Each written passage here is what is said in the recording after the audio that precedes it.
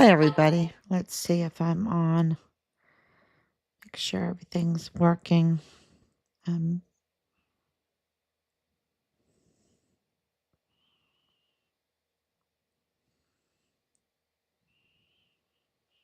I'm not seeing it.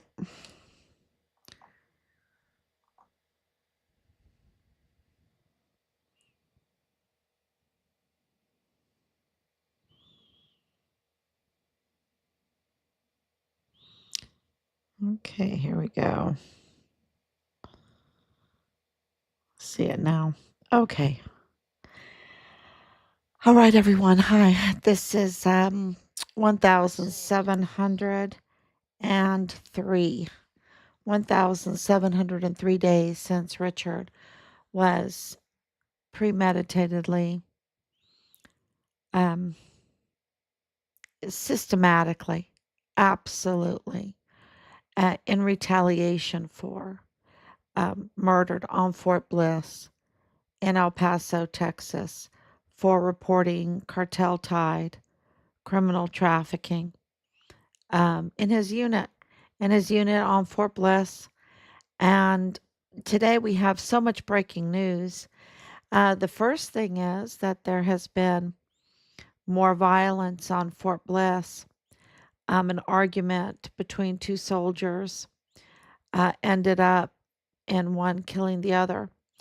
And, we have absolutely been reporting, of course, finding out all the things going on Fort Bliss and documenting it, and then um, the breaches of the SOPs, the standard operating procedures, and we've been reporting it.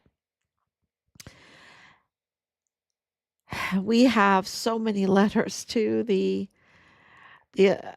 generals, to authorities, the breaches of security on Fort Bliss, and we have been absolutely hammering every day for 4 years about the lack of esprit de corps, about the lack of leadership, about the security issues, about um, the cartel infiltrated, um, the girls being brought in, these young girls, 14-year-old girl living in the barracks, the weapons problem, the drugs problem, um, just so much.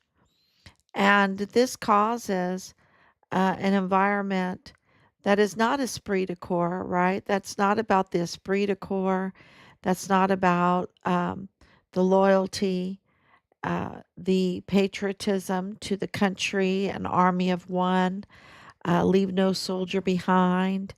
Um, all of the slogans that they promote to recruit, and yet, y- y- you know, um, my dad was really telling me over and over again because he went on Fort Bliss several times. Of course, he worked on Fort Bliss, and he said, where's this esprit de corps? Where's this esprit de corps? There's no esprit de corps. Um, and you can't have a functioning military without esprit de corps. And, of course, since January 20th, 2025, and later than, President Trump came in, he is the commander in chief. But later than that came Secretary of Defense Hegseth, how they just wanted to delay, delay, delay. And so he has a lot of work to do. Um, and and it seems very clear, obvious that the opposition, and who do I call the opposition? I would say cartel friendly individuals, cartel friendly individuals, those that want the cartel tied criminal trafficking to continue on our southern border. Those that, this is a very big business, billions of dollars. And so I'm just thinking that, those that oppose Hegseth, because, he hasn't even been in there long enough for them to oppose him right now. They're just trying to find anything if he has a hair out of place or whatever, and try to oppose him. Um, there's really no basis for their opposition. And this signal um, lawsuit by the same judge, the same judge, and the same judge, and the same judge seems like judicial manipulating and tampering to me. Um, which we know for sure that they do because of Luther Jones, right? Because of Luther Jones, because of the Walmart mass shooting case, because if we could tell you all kinds of things that our investigations have found out, and I will tell you that there is a lot of illegal judicial juggling, manipulation, and everything to get the results that they want, right? And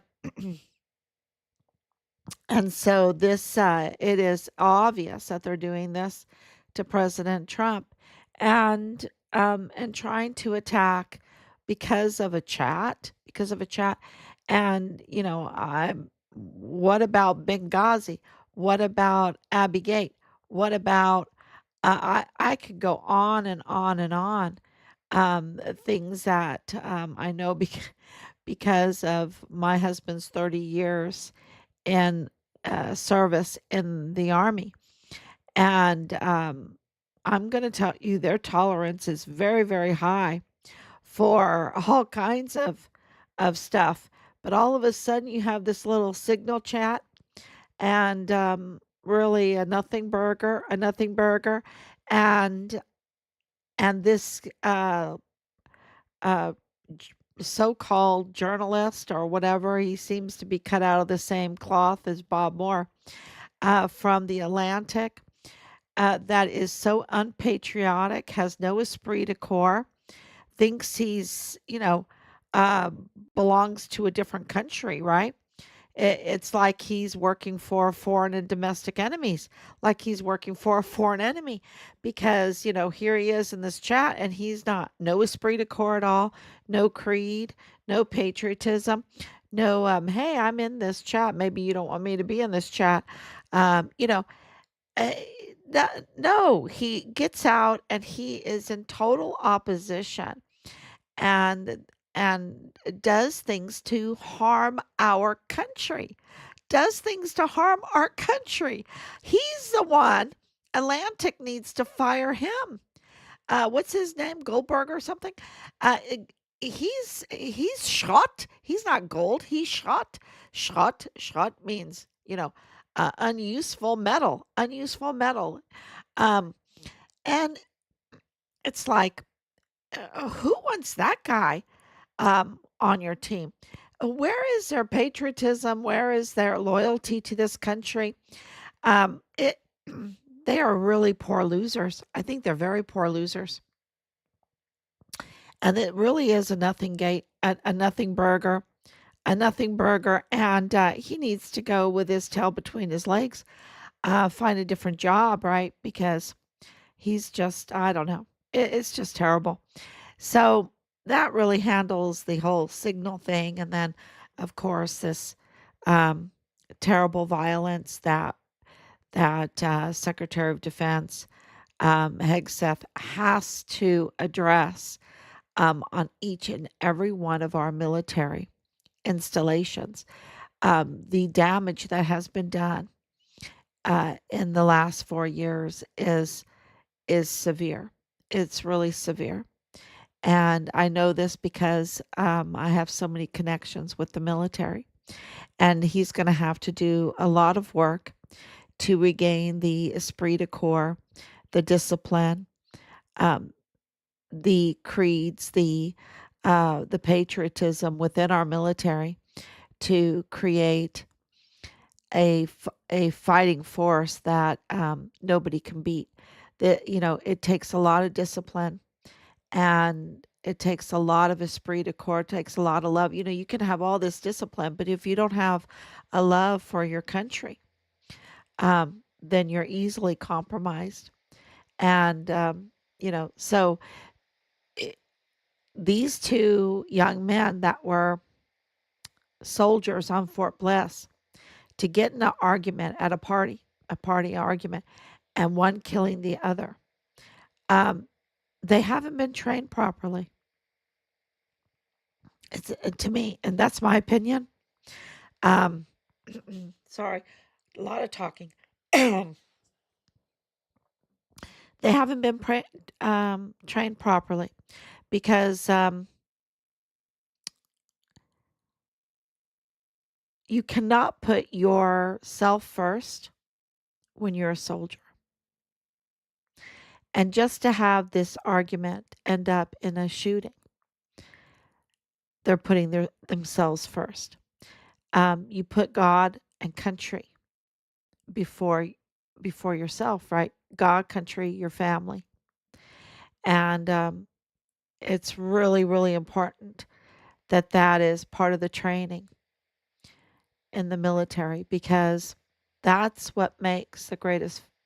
If you haven't, and I know he's pretty hated, Oliver Cromwell, um, one of the greatest generals ever, leading one of the greatest fighting forces ever that the world has ever seen.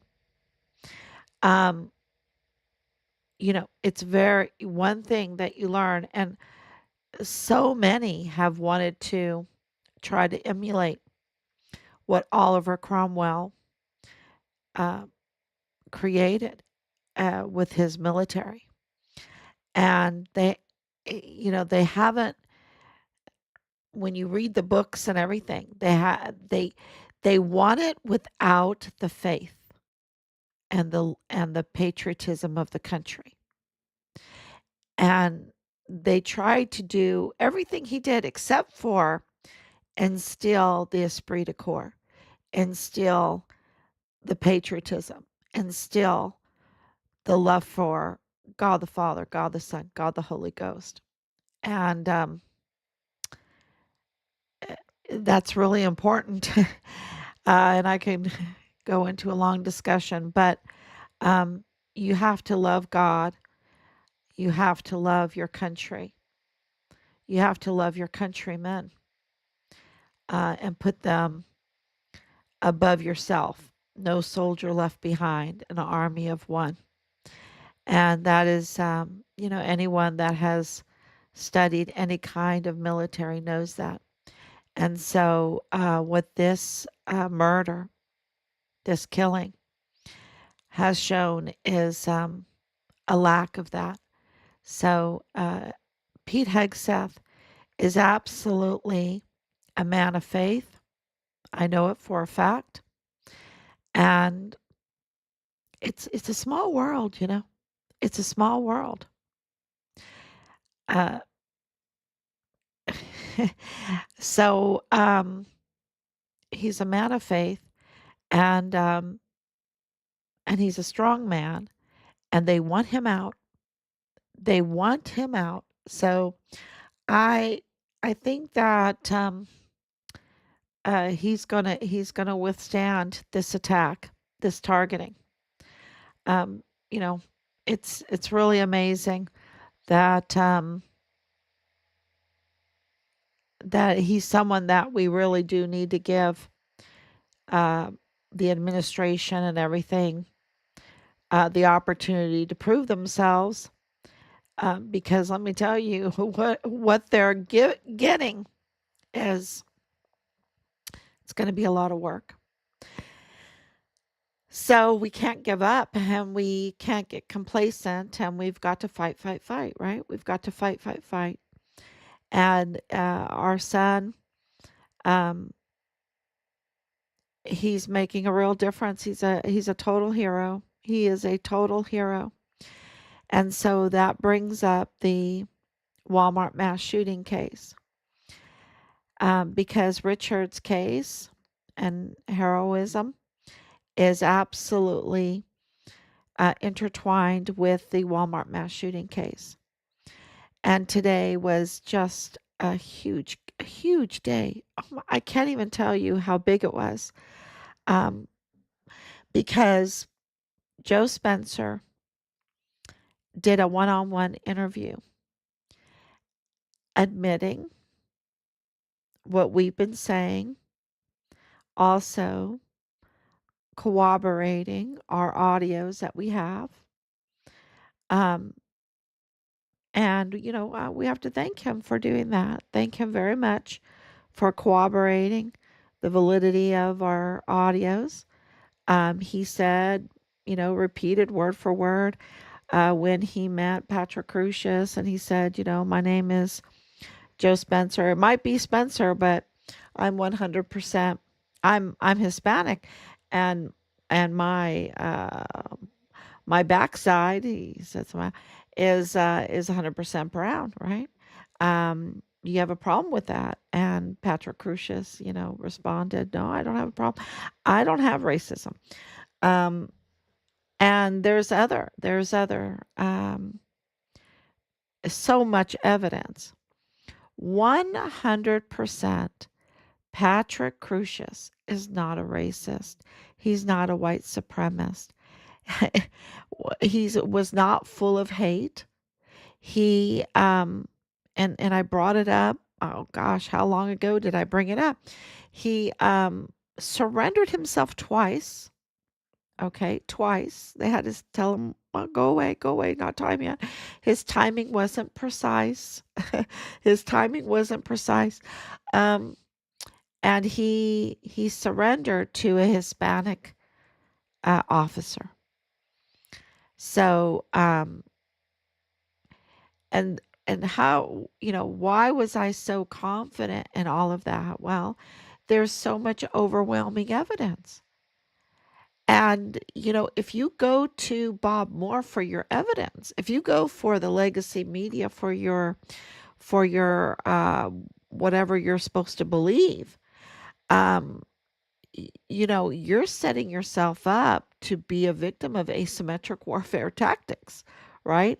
You're setting yourself up to be absolutely a victim of asymmetric psychological warfare tactics. That is what they play. That is that is what they're doing. You just can't do that. You have to go to the evidence. You have to look at Patrick Crucius. You have to hear Patrick Crucius.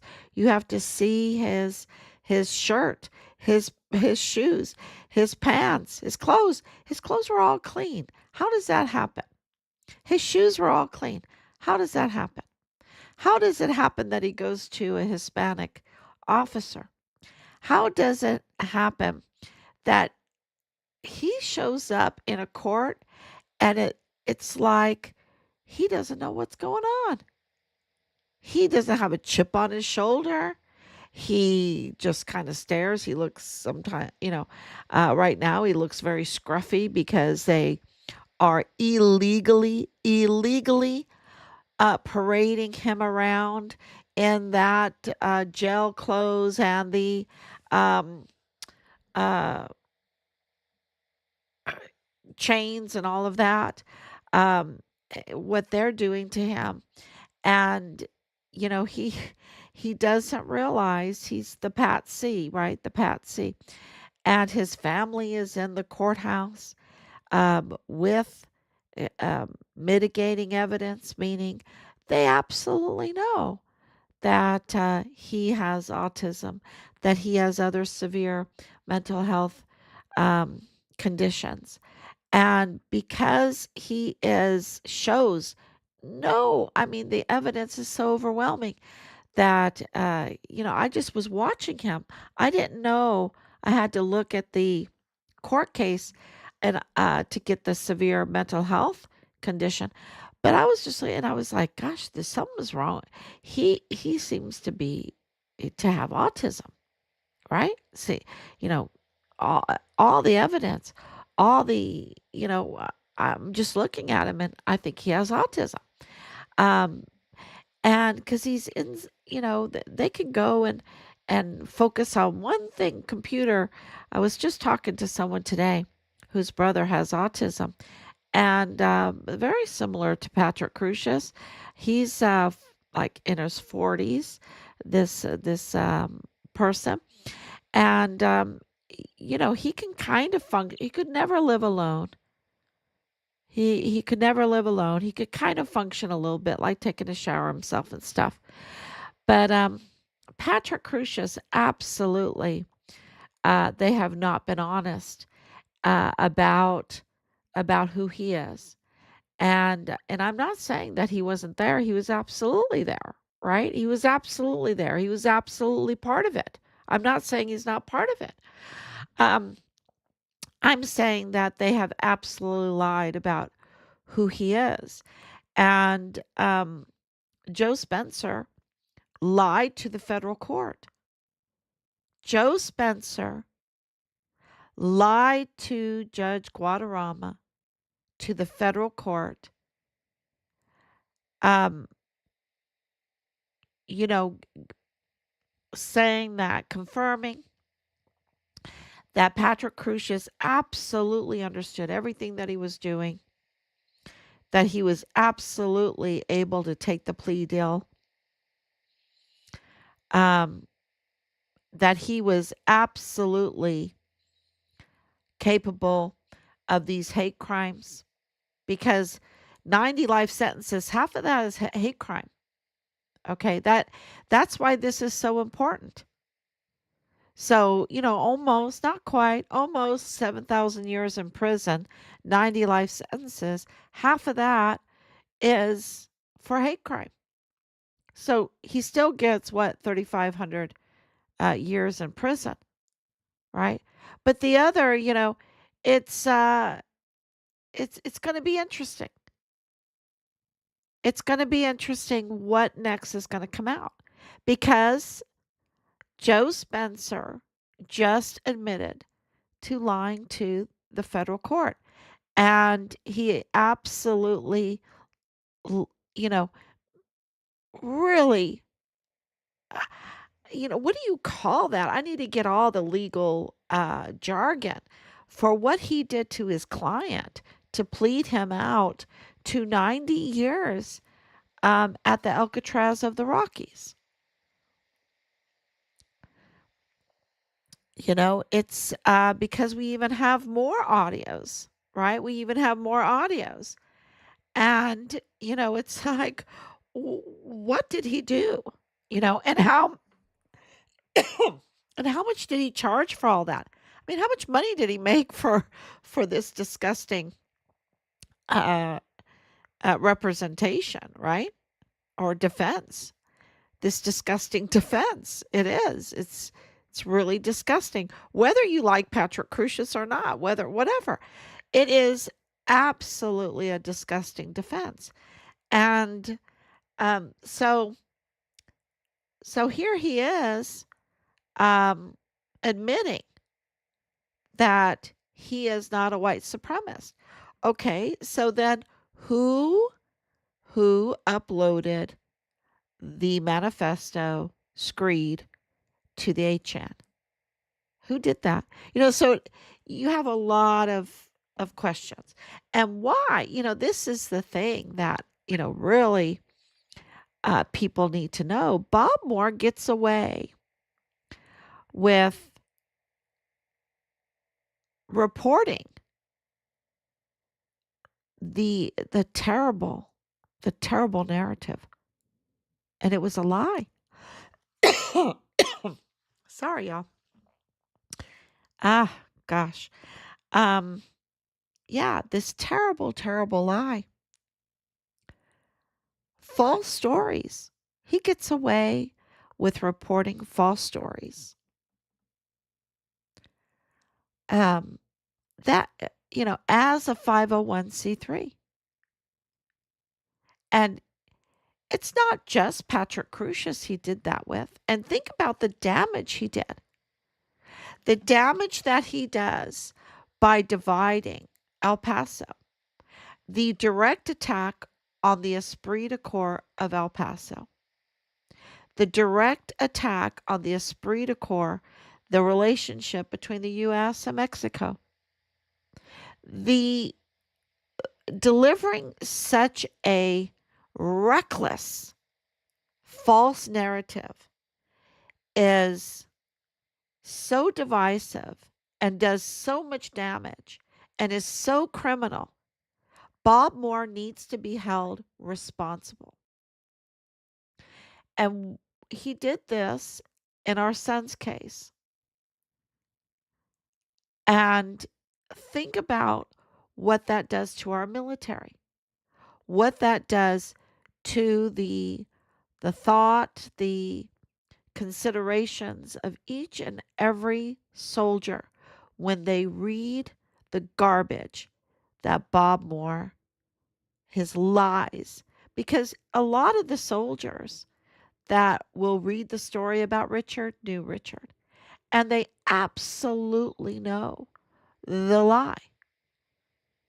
They know it wasn't true. Witnesses have been silenced. There was a lot of retaliation, and they knew it was a lie, and they saw Bob Moore not have Richard Six, but contribute to the ongoing asymmetric warfare tactic attack on our own soldiers. It is absolutely, in my mind, it was treasonous what Bob Moore did with Richard. It was absolutely an assault on our military. And the generals allowed it. Um, him leaking privileged information, publishing protected information. It just goes on and on. I can, uh, and coming onto my live stream and saying, "Oh, Patrick Crucius isn't autistic," and um, and there's so much more. There's so much more that happened during Christmas. There's so much behind the scenes. I just can't even tell you. It is by the grace of God that this is happening because Joe Spencer just corroborated and validated the audios that we have, admitted to misrepresenting his client to the federal court, and confirmed that Patrick Crucius is neither a white supremacist, full of hate or hateful rage or whatever. He's not any of those. And that he is autistic, that he has a severe mental health condition. So he just corroborated everything that we've been saying, that Bob Moore was, um, mocking us for saying. And we are right in our son's case also, because our son's case is intertwined with this Walmart mass shooting case. And, it's interesting. I never thought that I would hear Joe Spencer kind of, uh, let's just say he didn't do himself any good today. You know, um, they're really trying to, um, I don't know. I think that they're facing the thought that accountability might actually happen. I think that that's what's going on behind the scenes. And we know that we have a new sheriff in town, and his name is President Donald Trump, and he has a new administration. And that is with Kash Patel and with Dan Bongino and with Pam Bondi and with Pete Hegseth and with Tom Homan, right? And so many more. These are different, a whole different administration. And they are not going to allow the doggy mass, sex cults rule over or rule inside of our military. and it was doing a lot of harm. That that kind of nonsense, that kind of crime inside our military. Our military is paid for by the American people to defend our Constitution, to defend our Constitution. So, and that requires uh, esprit de corps, a love for the Constitution, a love for our country, a love for our countrymen, and to divide our countrymen, um,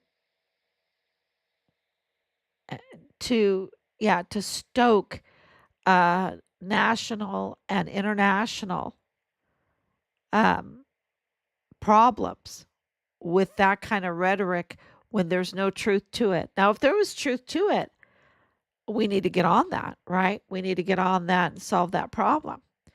But to do it without that being reality, it's kind of like that Smollett thing or the other thing with the noose and all of that.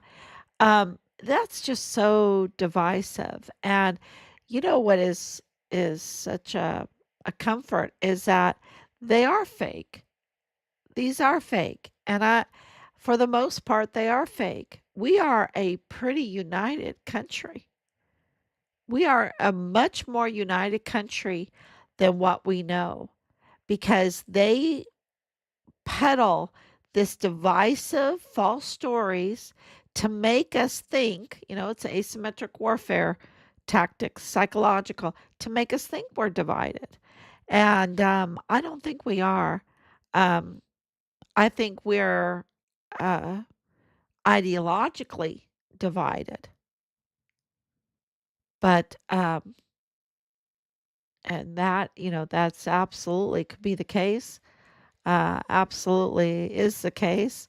But this racism stuff, am I allowed to even say that word?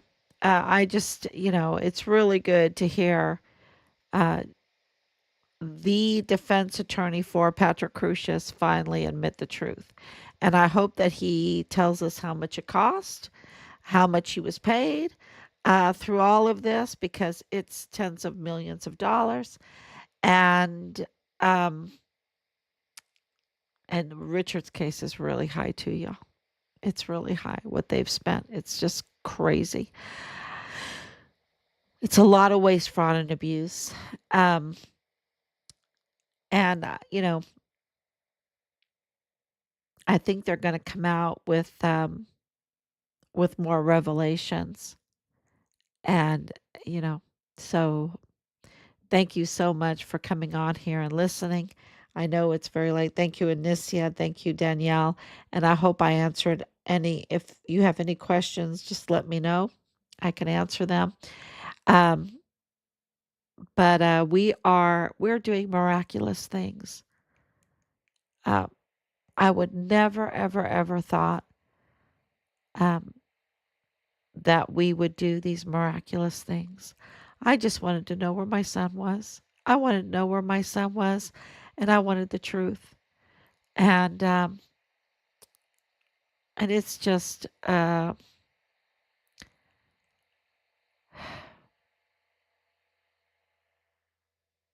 it's heartbreaking. It's heartbreaking.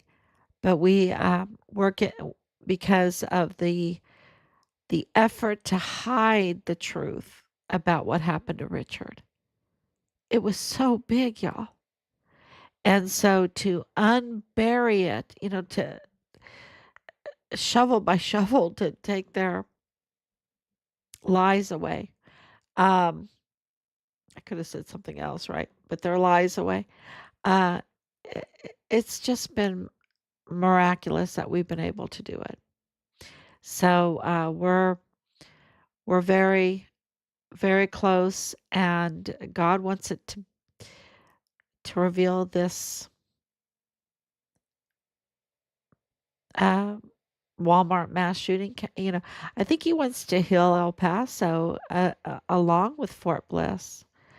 Just constantly in prayer about this because Richard's case is so intertwined with the Walmart case that I think God wants to heal El Paso along with Fort Bliss. And thank you for sharing. Thank you for yeah, commenting and sharing is is just gold. That's what's gold because we are a government of the people, by the people, and for the people. And anytime that you comment, it's like a vote, right? Anytime you comment and anytime you share, it's like a vote. You're voting for it. You want that information out, and it ripples. It ripples um, to the movers and the shakers. And you are the mover and the shaker, right? You're the one that moves them. So anytime you share, anytime, and we're working very hard behind the scenes, we have huge, huge news to tell everybody. Um, really hard behind the scenes to get to the bottom of all of this. So thank you so much. God bless you, and I will be back tomorrow, God willing. Bye bye.